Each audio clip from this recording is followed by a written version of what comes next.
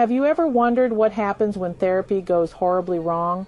Because what I'm about to tell you will make you question everything you think you know about mental health treatment.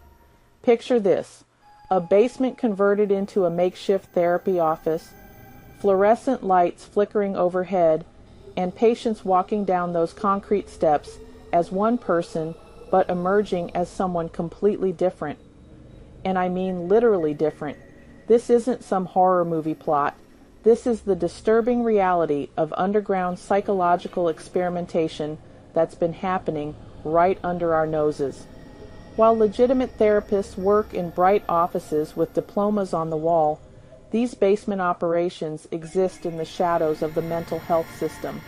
The first red flag: patients returning with unexplained surgical scars, neat, precise stitches along their temples, behind their ears, sometimes across their scalp.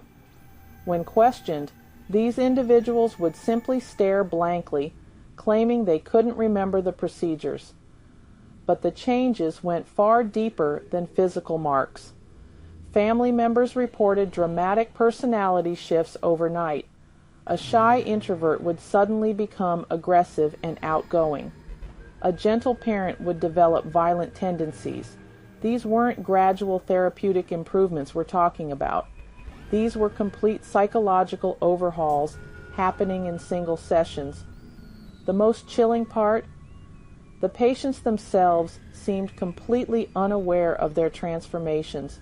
They'd insist they felt better than ever, that the treatment was revolutionary, almost robotic, in their praise for their mysterious therapist. Underground networks began connecting these cases. Desperate families seeking help for loved ones with severe mental illness were being directed to these basement facilities through word of mouth. No official referrals, no insurance claims, just cash payments and signed waivers that essentially made patients disappear from the legitimate healthcare system. Investigators discovered that these operations weren't random. They were systematically targeting specific psychological profiles. Patients with dissociative disorders, severe depression, and trauma-related conditions seemed to be preferred subjects. The question became, were these people being helped or were they being harvested? The stitches told their own story.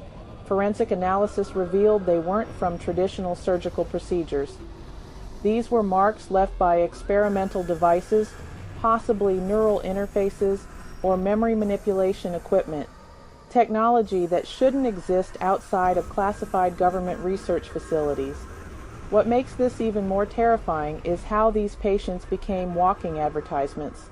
They'd return to their communities singing the praises of their basement therapy, unknowingly recruiting more victims. It was a self-perpetuating cycle of psychological manipulation. The most disturbing discovery came when authorities finally raided one of these facilities. The basement was empty except for a single chair surrounded by medical equipment that looked decades ahead of anything in legitimate hospitals. But the patients? They had no memory of where they'd been treated. These basement therapy operations represent something far more sinister than medical malpractice. They suggest organized experimentation on vulnerable individuals, using their desperate need for help as cover for something unthinkably dark. The next time someone offers you a miracle cure in an unconventional location, remember the stitches. Remember that healing should never leave you wondering who you used to be.